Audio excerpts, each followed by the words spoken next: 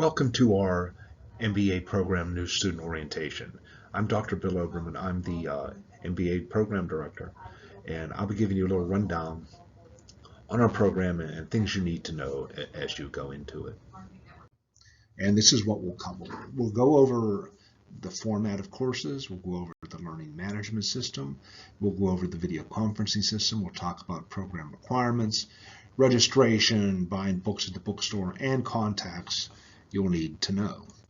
All our classes in the regular fall and spring semesters are taught in 8-week sessions. So you could have, if you take 2 classes per semester, you could take 1 in the first 8 weeks and 1 in the second 8 weeks. If you're a full-time student, you may be taking 2 in each 8-week session. A part-time student doesn't really want to take 2 classes in the same 8-week session. If you think about it, that's the equivalent workload per week of taking 4 classes over the semester, and that's a full-time load, and that's a lot if you're working full-time. So that's the way the semesters are laid out.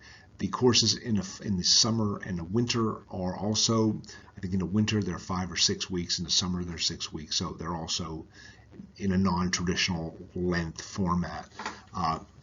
So looking at the course formats themselves, the way the courses are taught, we teach some courses asynchronous online, which means they're 100% online. You do your work independently. You may communicate with other students if you're in a group.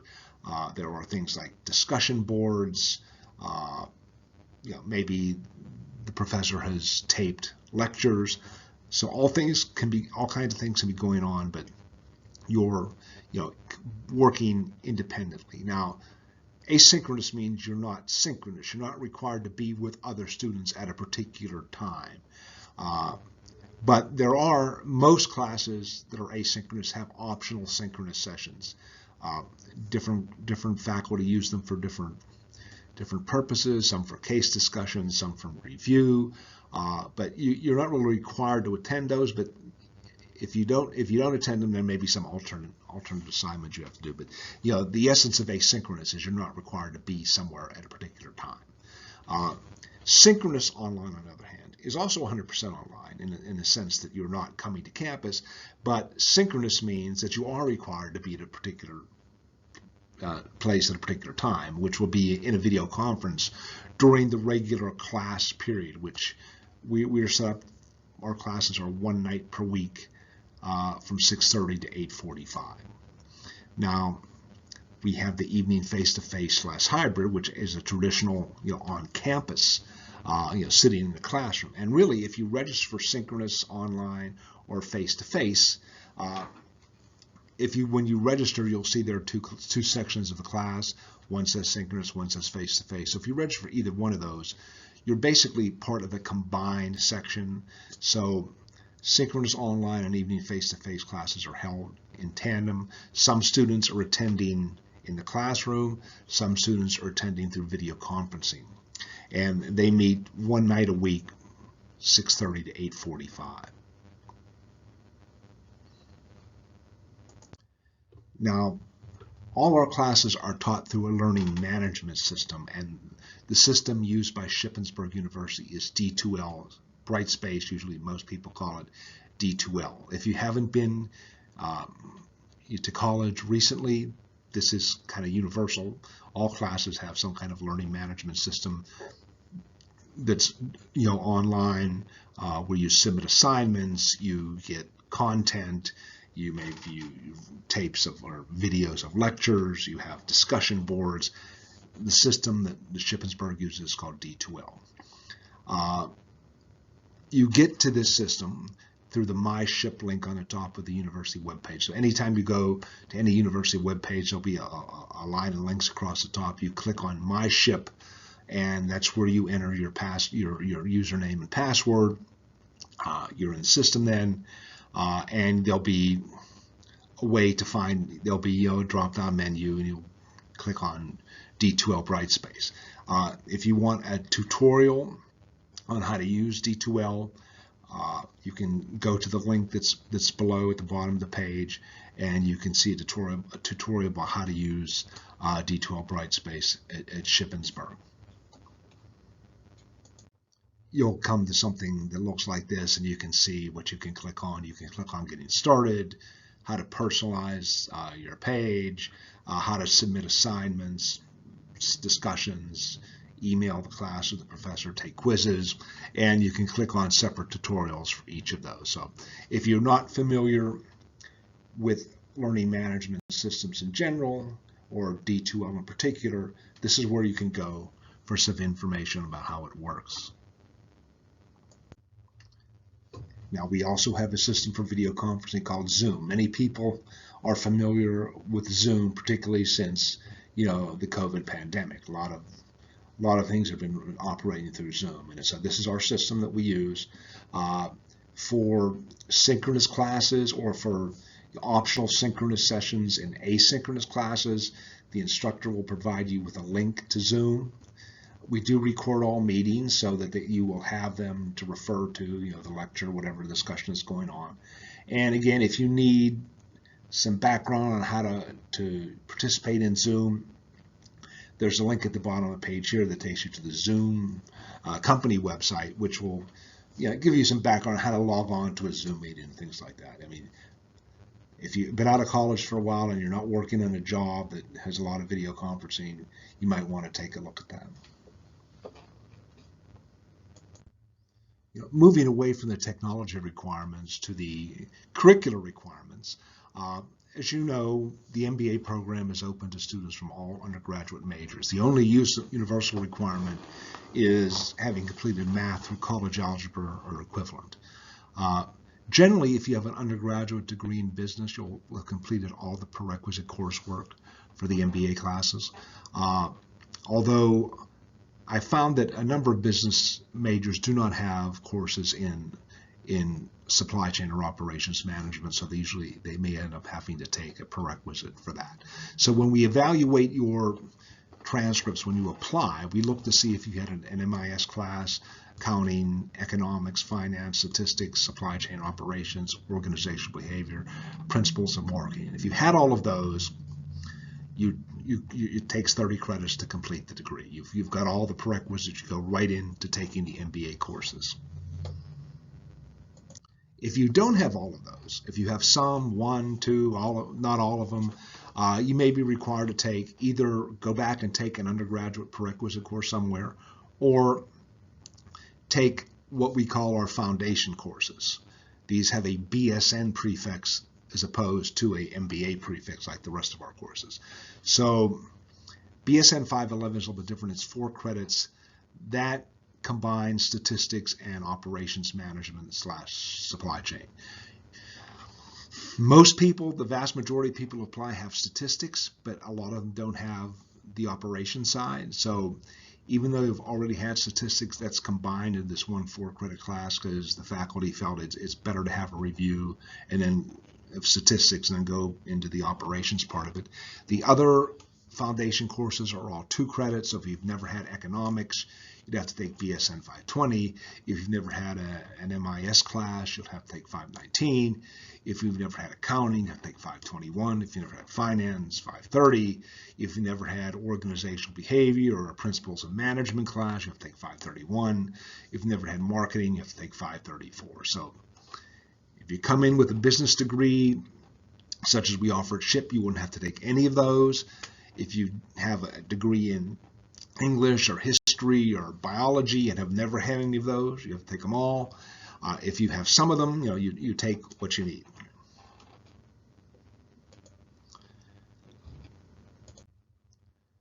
So either you come in with needing no prerequisites or you complete the prerequisites.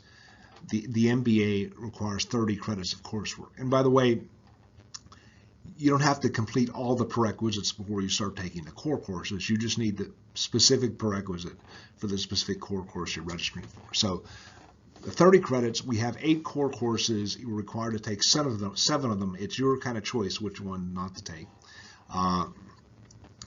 There's one capstone course, strategic management, which you don't take until near the end of your program when you've completed at least 4 of the core courses.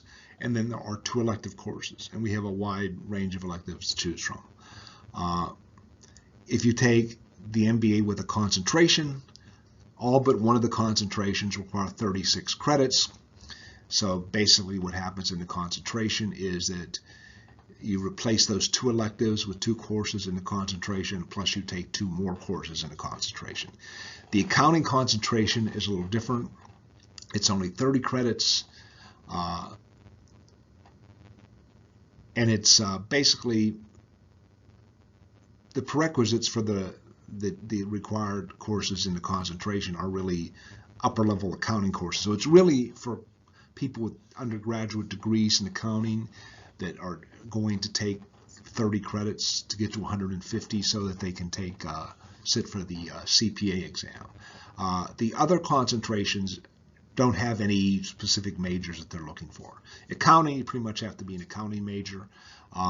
The other concentrations, you can have had any other graduate major or undergraduate major. So these are the core courses. There are 8 rather, you choose 7. And generally we offer 2 sections of each core course every fall and spring semester. Sometimes there's only 1. Occasionally there's also 2 core courses offered over the summer, but the pattern is there are 2 sections of each core course in the fall and spring, 1 in the first 8 weeks and 1 in the second 8 weeks. The capstone course, it's the same pattern. There's 2 sections each fall and each spring, 1 in the first 8 weeks, 1 in the second 8 weeks. So like I said, we have a number of concentrations. We have 7 concentrations rather. Most concentration and elective courses are offered in the summer and winter terms, although there are some exceptions to that, of courses being offered during the regular fall and spring terms, depending on the particular class. So we have an accounting concentration. Like I said, that's different from the other ones because that pretty much requires you to have been an accounting major, and that's only 30 credits. The other 6 are for any undergraduate major, and they require 36 credits. So we have business analytics, finance, healthcare management, management information systems, marketing, and supply chain management.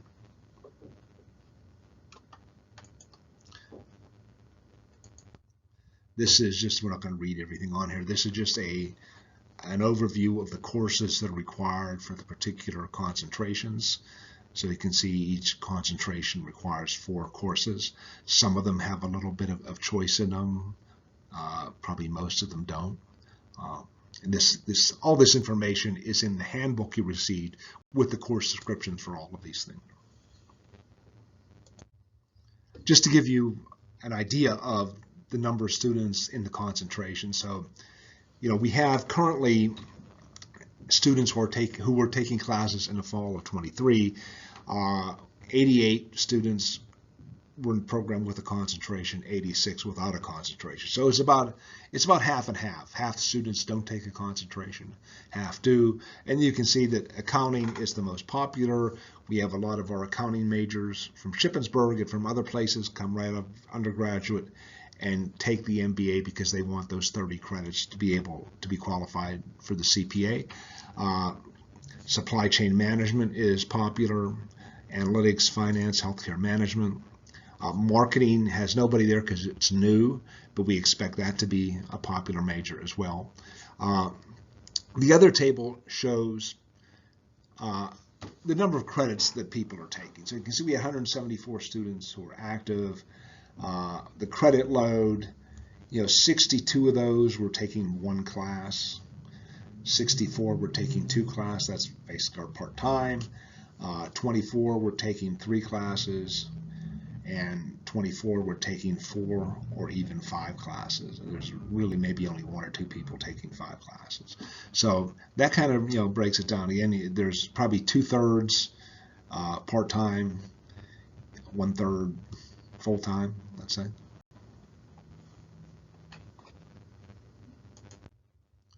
I also want to mention, Shippensburg has another master's program in the College of Business, a Master of Science in Supply Chain Analytics.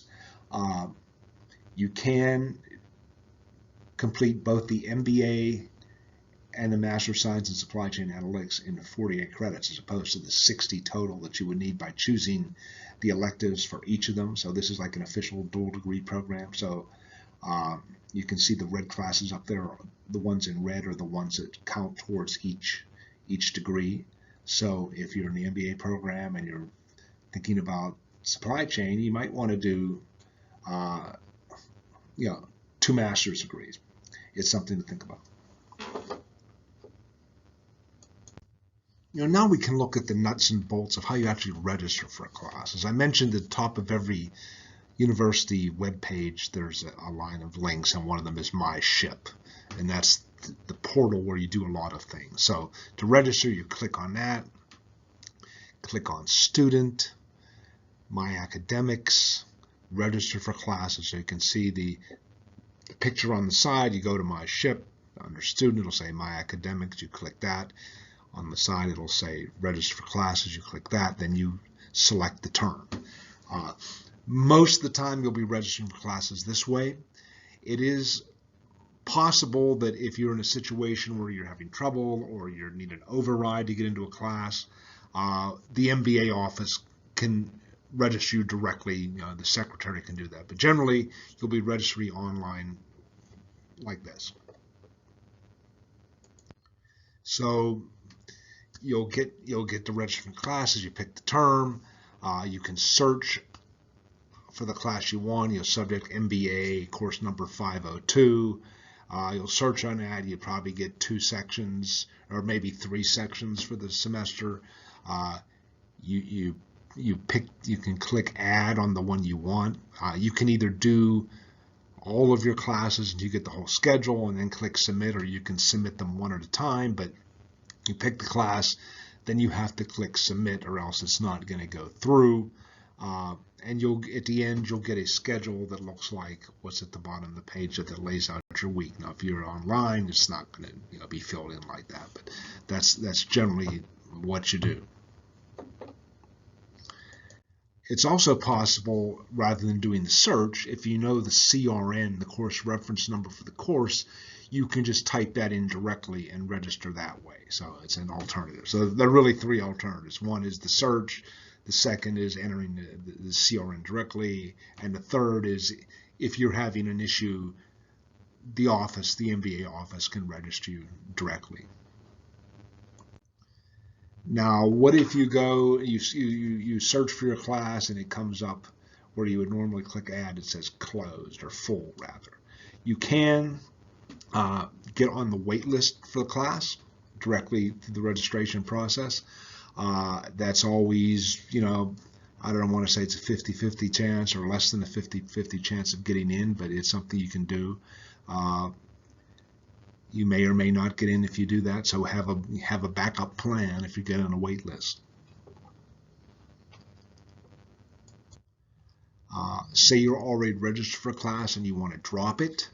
It's kind of through the same process, through the My Academics, register for classes. It'll be there, it'll say you've registered, go to the action box and click drop through web. Now, one thing to remember with these 8-week terms, there's a very short add drop period. The term begins on Monday, the add drop period ends on Thursday. So that's the amount of time you have to drop a class before you're going to be charged for it, basically. So it's a very short window of 4 days. So that's something you need to remember. Okay, let's say you've missed the add drop date, which is very early in the term. You do have until the 6th week of the term to withdraw from a class. If you get to the 5th week and you're not doing well, you may decide, I'm going to get an F in this class, I will withdraw. It does give you a W on your transcript, but it's better than an F, as we'll see in terms of academic standing and progress when we get to the next slide. A W does complicate your life. First of all, you got that W on your transcript that people will see. Secondly, you're going to have to pay for the class. If you get out of the class before the add drop date, you don't pay for it. It's never on your, there's no record of it. It's like it never happened. If you go past the add drop date, which again is the 4th day of the term, then if you get out of a class, you withdraw and you get a W. The withdrawal process is the same as we saw for the drop process done through the My Ship portal, and you can do that for all but the last one of your classes. Let's say you're taking 4 classes You want to withdraw from 1 or 2 or 3, you can do that through the same process we just talked about for dropping and registration. If you want to withdraw from all of your classes, then it's a different process. You need to go, there's another form you need to fill out that goes to the dean, and it's because you're withdrawing for the whole semester. In terms of refunds, it's not looking good if you withdraw. If you withdraw from, let's say you're taking 3 classes and you pay tuition for 3, if you withdraw from 1 after the drop date, there's no refund possible. There's only a refund possible if you withdraw completely from the university.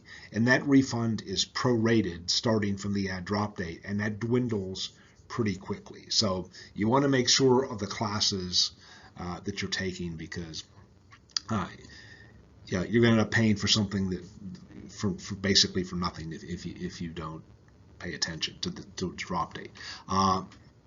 Now, in terms of why you want to drop, so we've already paid for the class and it looks like I'm going to fail it, but maybe I should just stay in and try to get what I can of it rather than take the W at the 6th week. Well, that brings us to the topic of academic progress and standing. So this is from the course catalog, the graduate course catalog, and this is a minimum academic standard. So the minimum GPA or QPA, as it says here, is 3.0. As an undergraduate, it's generally in most places 2.0. For graduate students, at most places, it's 3.0. So if your cumulative QPA drops below 3.0, that puts you on academic probation. And if it drops below 2.0, that is basically dismissal from the university or from the program. If you're on probation and you don't get your GPA or QPA back up to 3.0 by the end of the next semester, you will be dismissed. So there's not a lot of wiggle room here.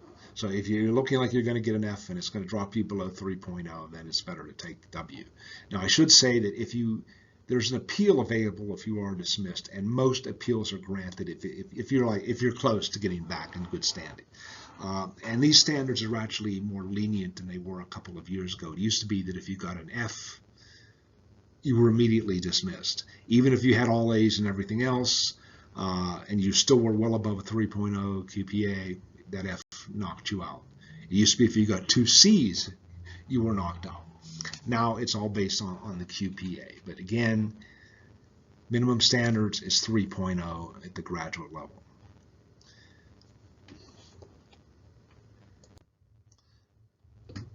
Okay, now to move on to some less dire things. Textbooks. Some courses require textbooks, other ones don't. One place to buy the textbook is the university bookstore. Of course, as we all know, books are available online a lot of places. For the bookstore, and this will actually tell you maybe before the term begins what books are required. You go to the bookstore, you click on textbooks at the top, you enter the term that you're looking at and the courses that you want, and you put them on and then you search for the book that you need. And it will come up looking like this. So for MBA 565, you see there were no books required for this class. For 556, there was a textbook, and you can either buy it there or you got the IBSN and the other data for the book, and you can go try and get it somewhere else. So anyway, that's a little bit on the bookstore. Final thing we're going to look at is just and finally some contact information. I'm the MBA program director as well as the advisor for all MBA students. So if you have any questions about the program, the curriculum, things along that line, get in touch with me. That's my email, wdober@ship.edu. The program secretary is Anna Bruno. You'll probably be dealing with her more on registration issues if you're having a problem with that. The program email is mba@ship.edu. That's basically just goes to Anna Bruno. So if you can't remember her email, just mba.ship.edu. The dean's office, if you want to get in touch with the dean's office, the dean is John Cootie. It's his email. I'm the interim associate dean as well as the MBA director. So if you want to complain to the interim associate dean about the MBA director, probably not very effective. And finally, the administrative assistant in the dean's office is Melissa Kaufer, and that's her email, and 1435 is the phone number for the dean's office. So that concludes our orientation program. So again, if you have any more questions, get in touch with me. Probably email is the safer way to do it than phone. So good luck in the program, and I'll be seeing you around.